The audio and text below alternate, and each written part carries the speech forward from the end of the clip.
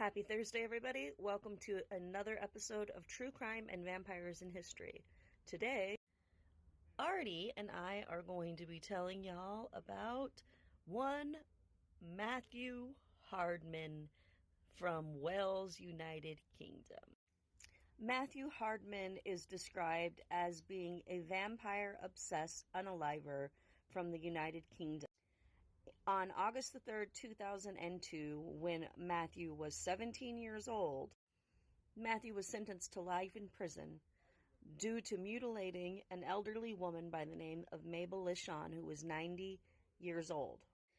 Matthew was charged with mutilation, and he was a student who is described as having a desire to become a vampire, which led him to cut out Mabel Lishon's heart and to consume her life fluids.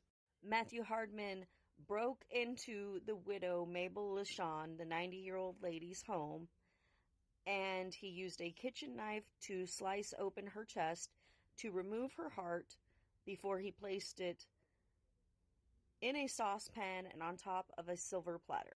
After this, he positioned two brass pokers at her feet in the shape of a crucifix. This happened in Anglesey, North Wales. He also placed a candlestick on the floor close to her body and a red candle balanced on the mantelpiece at her home. This has actually been described as one of North Wales's most brutal and callous unalivings. Mabel was found on Sunday, the 25th of November in 2002, when she did not answer the door for a Meals on Wheels volunteer. When the police arrived, they found that she had been attacked from behind her armchair while watching television in her lounge, and that she had been stabbed 22 times. It was cited as being a macabre ritual.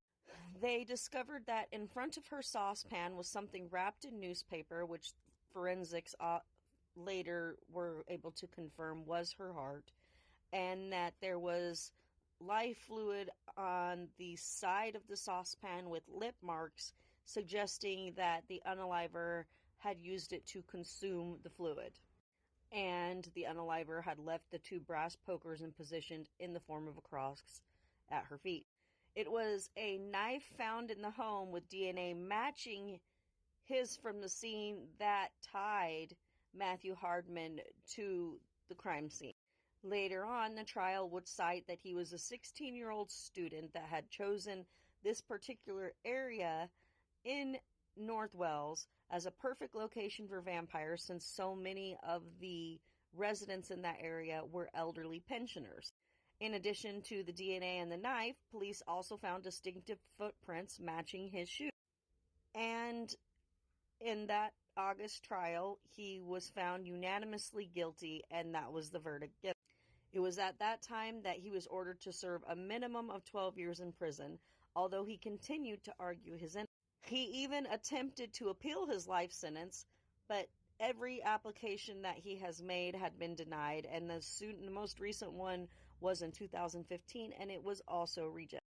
Now, they suggest that the reason why Mabel did not hear when Matthew broke in was because she had a hearing impairment and she had the TV turned up, to compensate for that. And that he had broken through a lower window in her back door. At his trial, it was said that he stabbed her a total of 22 times. Then when he moved her body to the other chair, he placed two pokers in the shape of a cross at her feet and removed her heart to, continue with his macabre ritual. He also drained life fluid from her leg into the same saucepan, and he drank from it. Over the course of 14 days, the prosecution and the defense would argue about whether or not Matthew Hardman was indeed guilty of unaliving Mabel Lishon. The trial also heard police had found evidence reflecting his interest in vampires and with the occult, including specialist magazines, online browsing of websites such as the Vampire Donor Alliance and the Vampire Rights Movement. 2 months prior to the unaliving, he also begged a German exchange student to bite him on the neck in belief that she was a vampire and she might be able to transform. At his trial, Matthew Hardman burst into tears, and his mother began shrieking and sobbing whenever they were given the verdict. In the gallery of evidence was a teenage exchange student whom Hardman had begged to bite his neck 2 months before, as I said. The girl was 17 years old, and she also left the courtroom in tears but refused to comment further. The justice presiding over the case said he should serve a minimum of 12 years and that it was difficult for understanding the motivations that he had for mutilating Miss LaShawn the way that he did.